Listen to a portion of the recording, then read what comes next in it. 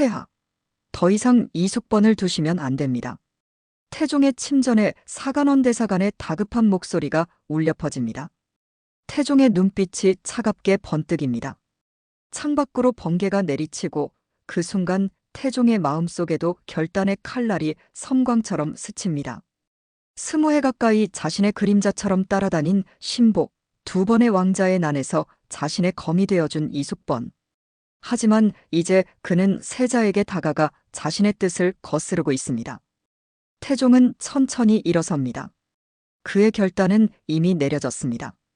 이제 그만 이숙번을 함양으로 보내라. 함양 유배지의 쓸쓸한 밤, 백발이 된 이숙번의 눈동자가 촛불에 반사되어 빛납니다. 20살의 문과에 급제하여 조선의 최초 왕자의 난에서 이방원의 검이 되었던 그날을 떠올립니다.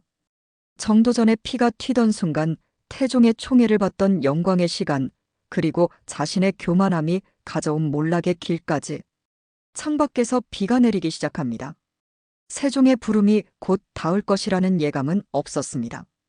이제 그의 남은 삶은 역사의 증인으로 마지막 소명을 다하는 것뿐입니다. 촛불이 바람에 흔들립니다. 마치 그의 운명처럼. 고려가 무너지고 조선이 들어선 1393년 20살의 청년 이숙번은 조선의 최초 문과에 급제합니다. 영양 남씨와 이경 사이에서 태어난 그는 평범한 가문 출신이었지만 비범한 재능을 지녔습니다. 그의 어머니는 윤공의 아내였다가 남편이 죽은 후 두 아들을 데리고 이경에게 제가해 이숙번을 낳았습니다. 이러한 가정 환경은 그의 성격 형성에 깊은 영향을 미쳤습니다.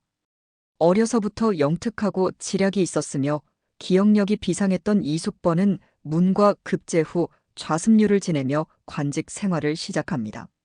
무엇이 그를 역사의 중심으로 끌어들였을까요?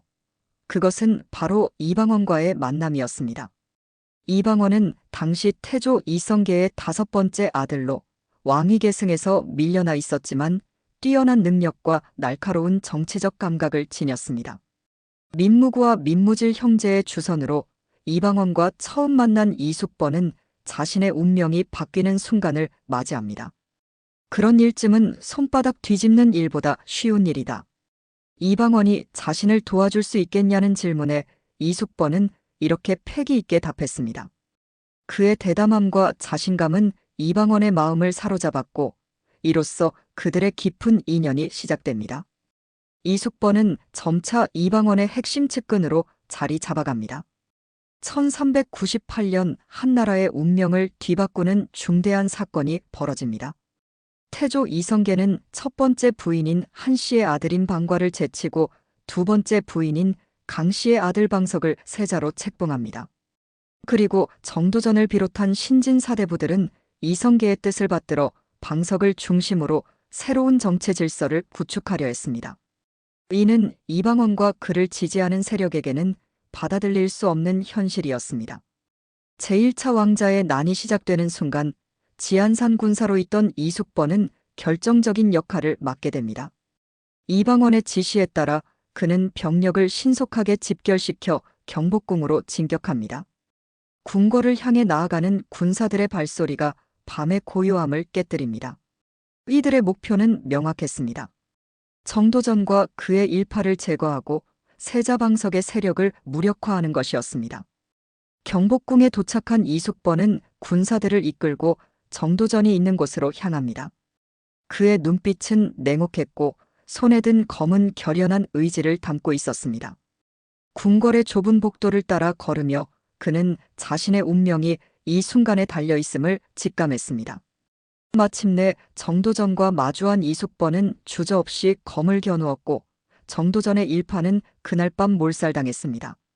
세자방석도 난을 피해 달아나다 결국 목숨을 잃었습니다. 제1차 왕자의 난은 이방원의 완벽한 승리로 끝이 났습니다. 이성계의 둘째 아들인 방과가 정종으로 즉위했지만 실질적인 권력은 이방원이 장악했습니다. 이러한 승리의 중심에는 이숙번이 있었습니다. 그의 충성과 군사적 재능이 없었다면 이방원의 계획은 성공하기 어려웠을 것입니다. 난이 진압된 후 이숙번은 그 공로를 인정받아 정사공신 2등에 책록되고 안성군에 봉해집니다. 또한 왕명 출납을 담당하는 승정원의 우부승지라는 중요한 자리에 임명됩니다. 이는 단순한 포상이 아니라 정종을 감시하기 위한 태종의 전략적 포석이기도 했습니다. 승정원은 오늘날의 대통령 비서실과 유사한 기능을 하는 곳으로 왕과 신하들 사이의 소통을 담당하는 중요한 기관이었습니다. 이숙번의 승진은 그의 인생에서 중대한 전환점이 되었습니다. 이제 그는 단순한 관리가 아니라 국가의 중요한 정책 결정에 참여하는 핵심 인물이 되었습니다. 그의 권력은 날로 커져갔고 많은 사람들이 그의 눈치를 보기 시작했습니다. 정사공신이라는 칭호는 단순한 명예가 아니라 실질적인 권력과 특권을 의미했습니다. 한양의 관가에서는 이숙번에 대한 소문이 무성했습니다. 어떤 이는 그를 이방원의 충성스러운 팔이라 불렀고 또 어떤 이는 그를 무서운 검을 든 냉혹한 실력자라 불렀습니다. 하지만 이숙번 자신은 이런 소문에 개의치 않았습니다. 그에게는 오직 이방원을 위한 충성심만이 중요했습니다. 그리고 그는 자신의 능력으로 더 높은 자리에 오를 수 있다는 자신감에 차 있었습니다. 밤이 깊어가는 승정원의 방에서 이숙번은 홀로 앉아 생각에 잠깁니다. 촛불 아래 그의 얼굴은 깊은 그림자를 드리우고 있습니다. 그는 자신이 걸어온 길을 돌아보며 미소 짓습니다. 지안산 군사에서 시작해 이제는 왕명 출납을 담당하는 중요한 자리에 오른 것입니다. 하지만 그의 야망은 여기서 멈추지 않습니다. 그는 더 큰 권력을 향한 열망을 품고 있었고 이방원과 함께라면 그 꿈을 이룰 수 있다고 믿었습니다. 하지만 그는 알지 못했습니다. 그가 얻은 권력이 결국 그의 몰락을 가져올 씨앗이 될 것이라는 사실을. 권력의 달콤함에 취해 그는 점차 아나무인의 태도를 보이기 시작했고 이것이 결국 그의 비극적인 최후를 초래하게 될 것입니다. 하지만 그 순간 승정원의 창문 밖으로 비치는 달빛 아래 서 있는 이숙번은 자신의 앞날이 어둠 속에 감춰져 있음을 알지 못했습니다.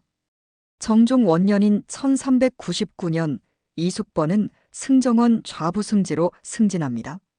이는 그의 능력과 충성심을 인정받은 결과였습니다. 승정원에서 그는 왕명 출납을 담당하며 조정의 중요한 일들을 처리했습니다. 하지만 정종의 통치는 오래가지 않았습니다. 그의 형인 정종은 사실상 이방원의 꼭두각시에 불과했고 실질적인 권력은 이방원이 쥐고 있었습니다. 1400년 초 조선은 다시 한번 정치적 위기를 맞이합니다.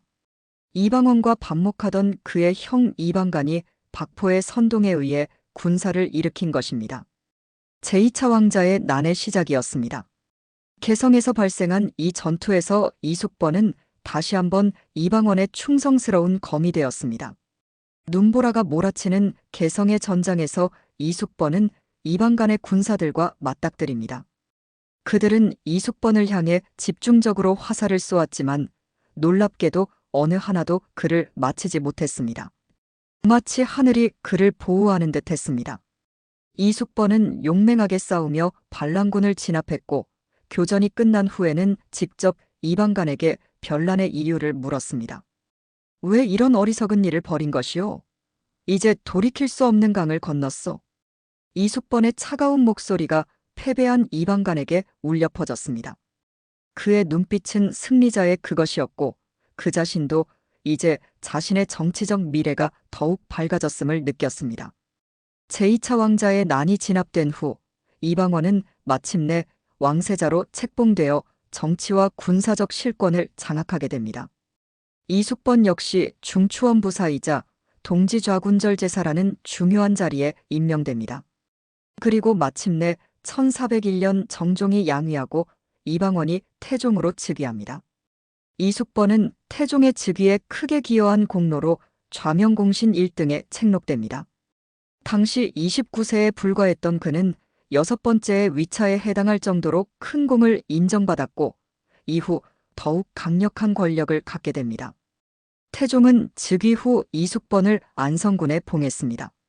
그는 이어서 총재, 참찬의정부사, 겸판이용순금사사, 영삼군부사, 의정 부찬성사 등 중요한 직책을 두루 역임하며 승승장구했습니다. 특히 군사 관련 직무에서 탁월한 능력을 발휘했는데 이는 그의 문무겸비 능력을 보여주는 증거였습니다. 1402년 태종은 내갑사라는 새로운 군사 조직을 설치하고 이숙번을 좌번 담당 책임자로 임명합니다. 또한 지승추부사라는 직책도 맡겼습니다. 그해 말 안변부사 조사의가 반란을 일으키자 이숙번은 도진무가 되어 좌도도 통사와 함께 출정해 이를 진압했습니다. 이처럼 그는 태종 초기 정권 안정화에 결정적인 역할을 담당했습니다. 그러나 권력의 정점에 오른 이숙번의 태도는 점차 변하기 시작했습니다. 그는 자신의 공이 크다는 것을 자처하며 점점 거만해졌고 동료들에게도 무례하게 굴었습니다. 태종의 총애를 믿고 아나무인의 행동을 일삼는 것이었습니다. 1406년 이숙번은 종묘제궁 건설을 감독하는 중요한 임무를 맡았습니다. 1408년에는 교량 수리 업무를 담당하는 교량 돈채사로, 1411년에는 경회로 연목공사를 감독하는 역할을 했습니다. 이러한 국가기관시설 구축에 참여하면서도 그의 권력은 계속해서 커져갔고 1412년에는 마침내 숭정대부라는 종일품 하계의 높은 관품을 받게 됩니다. 하지만 권력이 커질수록 그의 교만함도 함께 커져갔습니다. 1413년 6월 한양 서쪽에 새로운 대문인 서전문을 만들 계획이 세워졌습니다. 원래 이 문은 이숙번의 집 주변에 건설될 예정이었으나 그는 자신의 집 앞에 성문이 만들어지는 것을 탐탁지 않게 여겼습니다. 그래서 그는 자신의 권력을 이용해 이 계획을 막고 대신 상황정종이 거주하는 인덕궁 앞으로 성문을 옮기도록 했습니다. 인덕궁 앞에 작은 동네가 있는데 거기가 길을 내고 문을 세우기에 적합하다. 이숙번의 이 한마디에 조정은 아무 말 없이 따를 수밖에 없었습니다. 이는 그의 권력이 얼마나 대단했는지를 보여주는 사건이었습니다. 당시 정종은 이성계의 장남이자 상왕이자 태종의 형이었음에도 이숙번은 자신의 집 앞이 시끄러워지는 것이 싫다는 이유만으로 상왕의 궁 앞에 성문을 세우게 한 것입니다. 이 일로 인해 백성들은 이숙번의 집을 생문가, 즉 성문을 막은 집이라 부르며 손가락질했습니다. 이처럼 권력을 남용하는 이숙번의 모습은 점차 태종의 심기를 불편하게 만들기 시작했습니다. 그러나 태종은 아직 그를 완전히 버릴 준비가 되어 있지 않았습니다. 이숙번은 자신의 공로와 태종과의 특별한 관계를 믿고 점점 더 방자해졌고 이것이 결국 그의 몰락을 불러오게 됩니다. 태종의 궁에서 열린 연회에서 이숙번은 자신의 권력을 과시하듯 화려한 복장으로 나타났습니다. 그의 눈빛에는 자신감과 오만함이 가득했고 다른 대신들은 그를 보며 고개를 숙였습니다. 이제 그는 태종 바로 아래의 권력자로 자리매김한 것입니다. 하지만 태종은 이런 이숙번의 모습을 예전과 달리 불편한 시선으로 바라보기 시작했습니다. 이숙번, 그대의 공로를 나는 잘 알고 있어. 하지만 권력은 오만함을 낳고 오만함은 결국 몰락을 부르는 법이요.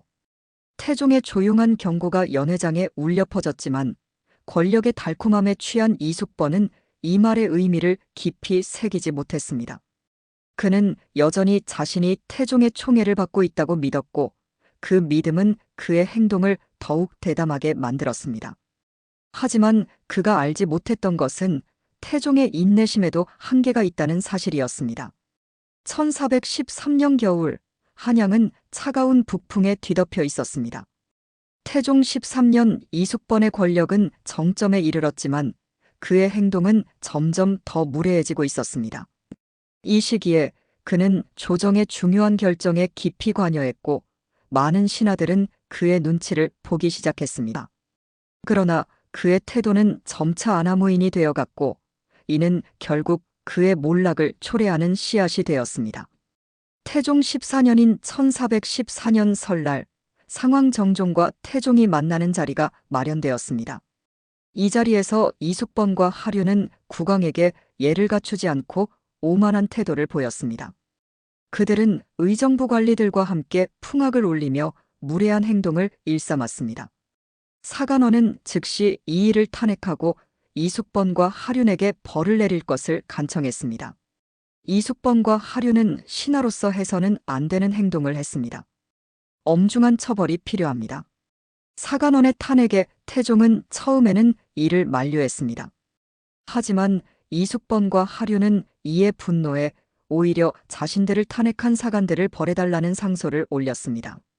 그들의 이러한 행동은 임금의 잘못을 직언하는 것은 올바르지만 자신들의 잘못을 지적하는 것에 대해 벌을 요구하는 이중잣대였습니다. 이러한 이숙번의 요구에 정승이었던 성성린과 남재는 동참을 거절했습니다. 그들은 이숙번의 행동이 무례하다고 판단했기 때문입니다. 하지만 이숙번은 그날 밤 성성린과 남재의 집을 직접 방문해 상소에 이름을 쓸 것을 반강제적으로 요구했습니다. 정승이라는 자들이 이런 일에 동참하지 않는다면 어찌 국가의 기강이 바로 서겠소? 지금 당장 이 상소에 서명하시오. 이숙번의 강압적인 태도에 성성린과 남재는 마지못해 서명할 수밖에 없었습니다. 이 사건은 이숙번이 자신의 상관까지도 무시하고 권력을 남용한 대표적인 사례로 기록됩니다. 사헌부와 사간원은 이숙번의 이러한 행태를 계속해서 탄핵했지만 태종은 그때마다 이숙번을 비호했습니다. 그러나 이것은 아직 이숙번을 지켜보겠다는 의미였을 뿐 그의 무례함을 좋게 봤다는 의미는 아니었습니다. 태종 14년 여름 조정에서는 충격적인 사건이 발생했습니다. 맹인중이 사대부가의 과부와 간통한 사건이 조정에 보고된 것입니다. 이 일에 대해 온 조정의 여론은 중과 과부 모두 참수형에 처해야 한다는 방향으로 기울었습니다. 하지만 이숙번은 이에 반대 의견을 냈습니다. 법에 따르면 이들에게는 곤장형이 적합합니다. 단지 간통했다는 이유로 사람의 목숨을 빼앗는 것은 옳지 않습니다. 그러나 여론의 압력에 밀려 결국 두 사람은 모두 참수형에 처해졌습니다.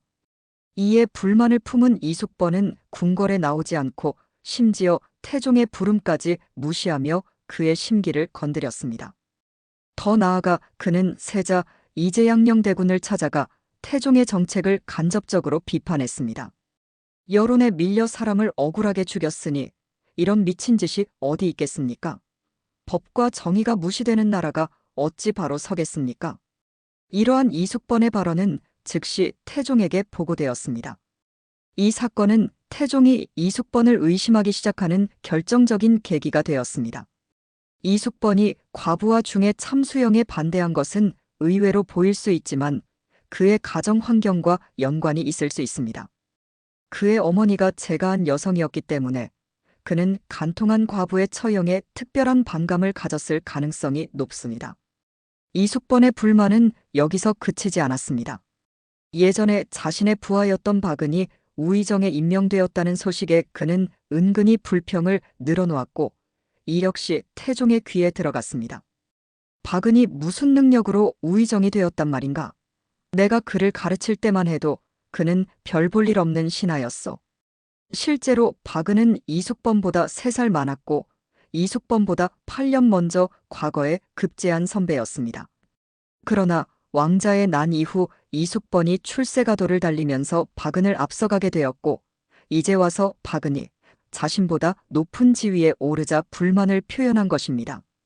이러한 이숙번의 태도는 그의 교만함과 자만심을 여실히 보여주는 사례였습니다. 태종 15년인 1415년 이숙번은 또다시 논란의 중심에 섰습니다. 민무휼과 민무의 형제의 처벌을 요구하는 상소에 적극적으로 참여한 것입니다. 이는 과거 자신을 이방원에게 소개해준 민무구의 형제들이었음에도 불구하고 이숙번은 그들을 탄핵하는 데 주저함이 없었습니다. 민무질은 태종에게 이숙번이 자기 형제들을 해치려 한다고 말할 정도로 사이가 좋지 않았습니다. 태종이 양위 파동을 일으킬 때마다 이를 만류하는 신하 중에도 항상 이숙번이 있었습니다. 1406년에는 태종이 이숙번을 불러 밤마다 꿈에 모후신의왕후 한씨가 나타나 너는 나를 꿈기려 하느냐? 라고 말했다는 꿈 이야기를 하며 양위 의사를 표명했습니다. 이때 이숙번은 태종의 의중을 조정에 알려 관료들이 양위를 반대하도록 공론화했습니다. 태종과 이숙번의 관계는 점점 더 복잡해져 갔습니다. 태종은 여전히 이숙번의 충성심과 능력을 인정했지만 그의 아나무인 행태와 세자 이제에게 접근하는 모습은 위험 신호로 받아들였습니다. 특히 세자 문제는 태종에게 민감한 사안이었기 때문에 이숙번의 행동은 태종의 영린을 건드렸다고 볼 수 있습니다. 태종 16년인 1416년 가뭄이 극심해 조정은 이를 해결하기 위해 분주했습니다. 대신들은 날마다 재앙을 의논하며 몸둘 바를 모르고 바빴지만 이숙번은 병을 이유로 여러 달 동안 궁궐에 나타나지 않았습니다. 태종은 이에 대해 물었고 동시에 이숙번의 무례와 불충을 고발하는 상소문이 계속해서 올라왔습니다. 이런 신하가 있으니 하늘이 어찌 비를 내리겠는가. 태종의 분노는 점점 커져갔고 이제 이숙번의 운명은 기울기 시작했습니다. 그러나 태종은 아직까지도 이숙번을 완전히 버리지는 않았습니다. 그는 여전히 이숙번의 공로를 기억하고 있었고 그를 바로 숙청하기보다는 경고를 주고 지켜보기로 했습니다. 하지만 이숙번은 이러한 태종의 마음을 이해하지 못했고 계속해서 자신의 길을 걸어갔습니다. 궁궐의 처마 끝에 맺힌 서리처럼 이숙번의 권력도 점차 녹아내리기 시작했습니다. 그가 쌓은 공로는 컸지만 그의 교만함과 아나무인 행태는 결국 그를 몰락의 길로 이끌었습니다. 태종의 인내심은 한계에 도달하고 있었고 이숙번의 운명은 점점 더 어두워져 갔습니다. 1416년 가을, 한양은 가뭄의 고통 속에 있었습니다. 백성들은 굶주림에 시달렸고 조정은 이 위기를 해결하기 위해 분주했습니다. 대신들은 날마다 대책을 논의하고 기우제를 지냈지만 하늘은 좀처럼 비를 내리지 않았습니다. 이 긴박한 상황에서 이숙번은 병을 핑계로 여러 달 동안 궁궐에 나타나지 않았습니다. 그는 자신의 별장에서 편안히 지내며 국가의 위기에 무관심한 태도를 보였습니다. 태종은 마침내 이숙번의 행적을 묻기 시작했습니다. 때를 같이하여 이숙번의 무례와 불충을 고발하는 상소문이 줄을 이었습니다. 이런 불충한 신하가 있으니 하늘이 어찌 비를 내리겠습니까? 이숙번은 폐하의 은혜를 저버리고 교만방자하게 굴고 있습니다. 그의 불충을 벌하지 않으면 천심을 거스르게 될 것입니다. 태종은 이러한 상소문을 듣고 진노했습니다. 오랜 세월 이숙번의 무례함을 참아왔지만 이제는 더 이상 그를 감싸줄 수 없다고 판단한 것입니다. 특히 국가적 위기 상황에서 병을 핑계로 직무를 회피한 것은 명백한 불충이었습니다. 이숙번이 과거 큰 공을 세운 것은 사실이나 최근 그의 행동은 용납할 수 없다. 그동안 참아왔으나 이제는 조치를 취해야겠다. 태종의 엄중한 말이 전해지자 이숙번은 뒤늦게 사태의 심각성을 깨닫고 사직 상소를 올렸습니다. 그는 자신의 별장이 있는 황해도 연안에 가서 살게 해달라고 청했습니다. 태종은 처음에는 이숙번의 희망대로 연안에 가서 살게 하였습니다. 그러나 벌이 너무 가볍다는 반발이 일자 결국 이숙번의 관직은 삭탈되고 공신 노건과 직첩이 모두 회수되었습니다. 1417년 태종 17년의 봄, 이숙번의 운명은 더욱 어두워졌습니다. 그의 초, 세자, 이제가 사고를 치고 근신 중일 때 구종수 형제가 세자궁의 담을 넘어들어가 세자에게 주색을 제공하고 비단을 뇌물로 바친 사건이 발생했습니다. 이미 세자의 문제로 골치를 앓던 태종에게 이 사건은 매우 심각한 문제였습니다. 세자에게 뇌물을 주고 후위를 도모하려 했다니 이는 왕권에 대한 도전이다. 태종의 분노는 극에 달했고 구종수 형제는 함경도 종성으로 유배되었습니다. 그러나 문제는 여기서 끝나지 않았습니다. 구종수 형제는 유배지에서도 정신을 차리지 못하고 세자에게 말과 화를 보내달라는 편지를 이숙번에게 보냈습니다. 이 편지가 발각되면서 이숙번은 결정적인 위기를 맞이하게 됩니다. 태종은 이숙번이 구종수 형제와 연결되어 있다는 사실을 알고 크게 진노했습니다. 그는 더 이상 이숙번을 가까이 두는 것이 위험하다고 판단했습니다. 이숙번을 경상도 함양으로 유배 보내라. 다시는 한양에 발을 들이지 못하게 하라. 태종의 명령은 단호했습니다. 대가는 과거 민씨 형제들과 이거이 부자의 전례를 생각하여 이숙번을 처형해야 한다고 주장했지만 태종은 그를 죽이는 대신 함양으로 유배 보내기로 결정했습니다. 그리고 태종은 죽을 때까지 이숙번을 다시 부르지 않겠다고 선언했습니다. 함양으로 유배 가는 길, 이숙번의 마음은 무거웠습니다. 쓸쓸한 가을비가 내리는 날, 그는 한양을 떠나 남쪽으로 향했습니다. 한때 조정에서 막강한 권력을 휘둘렀던 그가 이제는 죄인의 신분으로 유배길에 오른 것입니다. 길을 따라가면서 그는 자신의 과거를 돌아보았습니다. 이방원을 위해 목숨을 걸고 싸웠던 순간들, 정사공신과 좌명공신으로 인정받았던 영광의 시간들, 그리고 점차 교만해지면서 저지른 여러 실수들까지. 내가 어디서부터 잘못한 것일까? 이숙번은 쓸쓸히 중얼거렸습니다.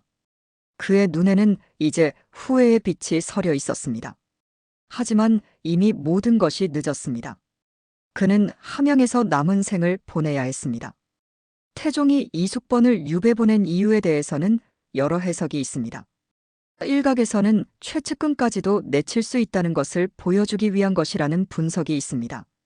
또한 이숙번이 40대의 창창한 나이였기에 태종이 죽은 후 경험이 부족한 세자를 좌지우지할 가능성이 있어 왕권에 위협이 될 수 있다고 판단했다는 설도 있습니다. 함양의 유배지에서 이숙번은 자신의 과거 영광을 회상하며 쓸쓸한 나날을 보냈습니다. 그는 여전히 자신의 무고함을 주장하며 유배에서 풀려나기를 기대했지만 태종은 그의 요청을 일절 받아들이지 않았습니다. 오히려 태종은 죽기 전 세종에게 특별히 당부했다고 합니다. 이숙번은 내가 죽더라도 절대로 유배를 풀어주어서는 안 된다. 태종의 이 말은 그가 이숙번에 대해 얼마나 경계했는지를 잘 보여줍니다. 태종은 자신의 아들인 세종마저도 이숙번의 영향력으로부터 보호하고자 했던 것입니다. 함양에서의 유배 생활은 고통스러웠습니다. 한때 한양의 중심에서 권력을 누렸던 이숙번은 이제 외딴 시골에서 고립된 생활을 해야 했습니다. 그는 가끔 상소문을 올려 자신의 무죄를 주장하고 유배에서 풀려나게 해달라고 요청했지만 그의 목소리는 한양에 닿지 않았습니다. 이숙번의 유배 소식은 조정에 큰 충격을 주었습니다. 많은 이들이 태종의 측근이었던 이숙번이 몰락한 것을 보고 자신들의 행동을 조심하게 되었습니다.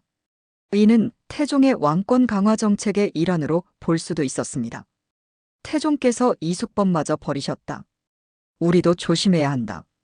대신들의 이러한 속삭임이 조정에 퍼졌고 이는 태종의 권위를 더욱 강화하는 결과를 가져왔습니다. 이숙번의 몰락은 권력의 무상함을 보여주는 동시에 왕권에 도전하는 어떤 시도도 용납하지 않겠다는 태종의 의지를 분명히 하는 사건이었습니다. 함양에서 이숙번은 점차 자신의 운명을 받아들이기 시작했습니다. 그는 더 이상 상소문을 올리지 않고 조용히 지냈습니다. 때로는 글을 쓰고 시를 읊으며 마음의 평화를 찾으려 했지만 그의 마음 깊은 곳에는 여전히 한양으로 돌아가고자 하는 열망이 자리 잡고 있었습니다. 1422년 세종 4년에는 새 도성공사가 진행되면서 서점문이 없어지고 이숙번의 옛집 길 앞으로 새 돈이문이 세워졌습니다. 이는 이숙번이 몰락한 후에야 가능한 일이었습니다. 그가 없는 한양에서는 원래 계획대로 도시가 변모해갔고 그의 존재는 점점 잊혀져 갔습니다. 함양에서의 생활이 10년째 접어들 무렵 이숙번은 자신의 유배 생활이 평생 지속될 것이라는 사실을 깨닫기 시작했습니다. 그는 더 이상 과거의 영광을 회상하지 않고 현재의 삶에 적응하려 노력했습니다. 그러나 한양에 대한 그리움은 여전히 그의 마음속 깊이 자리 잡고 있었습니다. 유배지에서 이숙번은 자신의 일생을 돌아보며 많은 생각에 잠겼습니다. 그는 자신이 권력의 정점에 있을 때 저지른 실수들을 후회했고 만약 좀 더 겸손하고 신중했다면 어땠을까 하는 생각을 하기도 했습니다.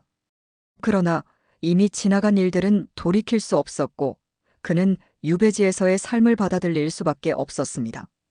세월이 흐르면서 태종은 세종에게 왕위를 물려주고 태상왕이 되었습니다. 그러나 이숙번에 대한 그의 경계심은 여전했습니다. 태종은 세종에게 여러 차례 이숙번을 복귀시키지 말라고 당부했고, 세종은 아버지의 뜻을 따랐습니다. 태종이 승하한 뒤에도 이숙번의 상황은 바뀌지 않았습니다. 세종은 아버지의 유훈을 지켜 이숙번을 계속 유배지에 머물게 했습니다. 이는 세종의 효심을 보여주는 동시에 이숙번에 대한 경계심이 여전히 남아있음을 의미했습니다. 함양의 유배지에서 이숙번은 점점 나이가 들어갔습니다. 그의 머리카락은 휘어졌고 얼굴에는 세월의 흔적이 깊게 새겨졌습니다. 하지만 그의 눈빛만은 여전히 예전의 날카로움을 간직하고 있었습니다. 그는 자신의 몰락이 단순히 자신의 교만함 때문이 아니라 태종의 정치적 계산 때문이라고 생각했습니다. 그리고 그는 언젠가 자신의 억울함이 풀리길 바라며 하루하루를 견뎌냈습니다. 1438년 세종 20년의 봄, 조용하던 함양의 유배지의 한 사신이 도착합니다. 그는 이숙번에게 세종의 명으로 한양으로 올라오라는 전가를 전했습니다. 이숙번은 처음에 이 말을 믿지 못했습니다. 21년 동안 유배 생활을 하면서 그는 이미 한양으로 돌아갈 희망을 버린 지 오래였기 때문입니다. 과연 세종께서 나를 부르셨다는 말이오? 무슨 연유로? 이숙번의 물음에 사신은 세종이 헐릉 비문 내용 중 왕자의 난을 언급한 부분이 사실과 다르다고 여겨 이를 바로잡기 위해 그를 부른 것이라고 설명했습니다. 헐릉은 태종과 원경왕후의 능으로 그 비문에는 무인년 1398년 제1차 왕자의 난과 경진년 1400년 제2차 왕자의 난의 사건들이 기록되어 있었습니다. 그러나 세종은 이 기록이 부정확하고 많은 사실이 누락되었다고 판단했습니다. 이숙번은 이 말을 듣고 깊은 생각에 잠겼습니다. 그는 왕자의 난 당시의 핵심 인물이었고 그 사건의 전모를 정확히 알고 있는 마지막 생존자였습니다. 이방원 본인이나 하륜, 이거이와 이적 부자, 조영무, 민무구와 민무질 형제 등 다른 핵심 인물들은 모두 세상을 떠난 뒤였습니다. 세종께서 역사의 진실을 알고자 하신다면 내가 도울 수 있을 것이오. 이숙번은 마침내 결심을 하고 한양으로의 여정을 시작했습니다. 오랜 세월 동안 꿈에서도 그리던 한양으로 돌아가는 길, 그의 마음은 복잡했습니다. 한편으로는 유배 생활에서 벗어날 수 있다는 기쁨이 있었고, 다른 한편으로는 자신이 돌아갈 한양이 예전의 그곳과 얼마나 달라져 있을지에 대한 두려움도 있었습니다. 한양에 도착한 이숙번은 세종의 명에 따라 매일 경연청으로 출근하여 왕자의 난 당시의 상황을 구술했습니다. 그는 제1차 왕자의 난과 제2차 왕자의 난의 진행 과정, 그 배경, 주요 인물들의 역할 등을 상세히 설명했습니다. 이숙번의 기억력은 여전히 비상했고 그는 40년 전의 일들을 마치 어제 일처럼 생생하게 기억했습니다. 그러나 이숙번은 경연청에서도 자신의 아나무인 태도를 버리지 못했습니다. 그는 인사차 찾아온 정승들을 하대하며 여전히 거만함을 보였습니다. 21년의 유배 생활도 그의 성격을 바꾸지 못한 것입니다. 그는 은근히 세종이 자신을 다시 정계에 등용해 줄 것이라고 기대했지만 세종은 그런 생각이 전혀 없었습니다. 세종은 이숙번의 구술을 통해 왕자의 난에 대한 더 정확한 이해를 얻었습니다. 그러나 그는 아버지 태종의 유훈을 지켜 이숙번을 정계에 복귀시키지 않기로 결정했습니다. 그 대신 청취조사가 끝난 후 세종은 이숙번의 함양 유배 조치를 풀어 그를 한양 근처인 경기도에서 자유롭게 살도록 해주었습니다. 이숙번의 유배를 풀어주되 관직에는 복귀시키지 말라. 그가 병이 들었다 하니 경기도에서 요양하게 하라. 세종의 이러한 결정에 대해 많은 신하들이 반발했습니다. 그들은 이숙번이 죽기 전까지 함양 유배지로 다시 돌려보내야 한다고 주장했습니다. 그만큼 이숙번에 대한 조정의 시선은 여전히 차가웠습니다. 경기도에서의 생활은 함양에서의 유배 생활보다는 훨씬 편안했습니다. 이숙번은 이제 자유롭게 움직일 수 있었고 가족들과 함께 지낼 수도 있었습니다. 그러나 그의 마음속에는 여전히 정계 복귀에 대한 미련이 남아 있었습니다. 그는 때때로 세종에게 상소문을 올려 자신의 충성심을 강조하고 다시 관직에 등용해 줄 것을 요청했습니다. 하지만 세종은 이를 받아들이지 않았습니다. 이숙번이 광패하고 거친 성격의 상감의 총애를 믿는 마음이 있어서 교만하고 방자하고 무례하여 선왕의 노여움을 산 것이지 불충한 뜻이 있었던 것은 아니었다. 세종은 이렇게 이숙번을 평가했습니다. 그는 이숙번의 공과 과가 동시에 있다고 인정했지만 아버지 태종이 끝내 등용하지 않은 사람을 자신이 다시 등용할 수는 없다고 판단했습니다. 그것은 효의 도리에 어긋나는 일이었기 때문입니다. 세종의 이러한 판단은 옛 문헌의 가르침에도 부합했습니다. 공과 죄가 서로 비긴다. 비록 그 죄가 있더라도 공으로 덮어준다.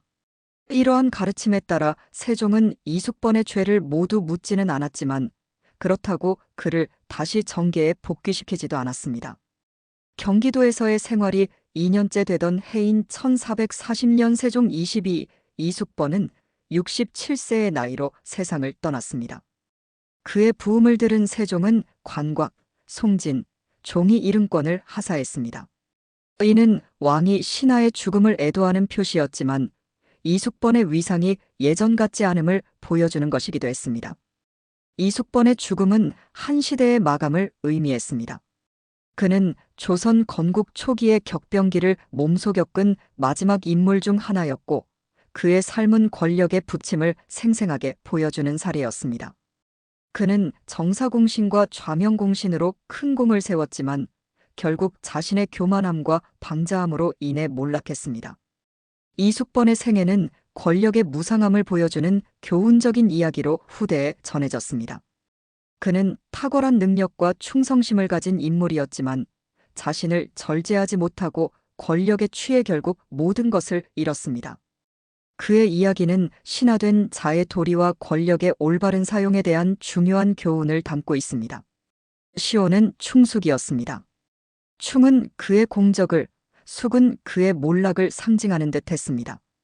이는 이숙번의 삶을 가장 적절하게 표현한 시호였습니다.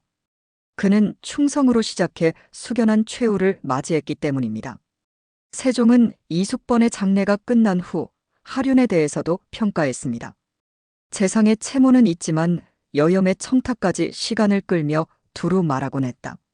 내 생각으로는 보전하기 어려울 것인데도 태종께서는 능히 보전하시었다. 이는 이숙번에 비해 하륜에 대한 평가가 훨씬 더 박한 것이었습니다. 하륜은 말년에 판단력이 떨어져 여러 번 말실수를 했고 탐욕이 매우 컸습니다. 또한 태종이 민무구를 숙청할 때 세자 외에는 영특한 아들이 없는 것이 낫다는 말은 왕자들을 제거하려는 것이라는 주장을 펼쳐 하륜에게 처벌을 물었는데 하륜은 세자를 제거하려 한 게 아니고 왕자를 제거하려 한 것이므로 그 죄가 크지 않다라고 주장해 태종의 경고를 받기도 했습니다. 당시 왕자였던 세종 입장에서는 하륜의 이러한 발언이 마음에 들지 않았을 것입니다. 이와 같이 이숙번과 하륜의 평가는 세종의 개인적 경험과도 관련이 있었습니다. 세종은 전성기의 하륜은 본 적이 없고 노쇠한 하륜만 보았기에 그에 대한 평가가 더 박했을 가능성이 있습니다. 이숙번의 삶은 조선 초기 정치사의 중요한 부분이었습니다. 그는 이방원이 태종으로 즉위하는 과정에서 결정적인 역할을 했고 태종 시대의 군사제도와 국가 기반 시설 구축에 큰 기여를 했습니다. 그러나 그의 아나무인 행태와 권력 남용은 결국 그를 몰락시켰고 그의 이야기는 권력의 위험성에 대한 교훈으로 남았습니다. 이숙번의 무덤 앞에서 한 노학자가 시를 읊습니다. 한때는 궁궐의 별이었으나 이제는 쓸쓸한 무덤만 남았네. 권력의 영광은 한순간이요. 남은 것은 역사의 평가뿐이로다. 이 시는 이숙번의 생애를 가장 잘 표현한 것이었습니다. 그는 한때 조정에서 가장 빛나는 별이었지만 결국 자신의 교만함으로 인해 빛을 잃었습니다. 그의 이야기는 권력의 무상함과 인간의 욕심에 대한 경계의 메시지를 담고 있습니다. 이숙번의 생애는 조선 초기의 격동기를 관통하며 국가의 형성과 발전에 기여한 한 인물의 흥망성쇠를 보여줍니다. 그의 이야기는 오늘날까지도 권력과 명예, 그리고 충성과 배신에 대한 깊은 통찰을 제공합니다. 우리는 이숙번의 삶을 통해 권력의 달콤함에 현혹되지 않고 겸손과 절제의 미덕을 잃지 않는 것의 중요성을 배울 수 있습니다.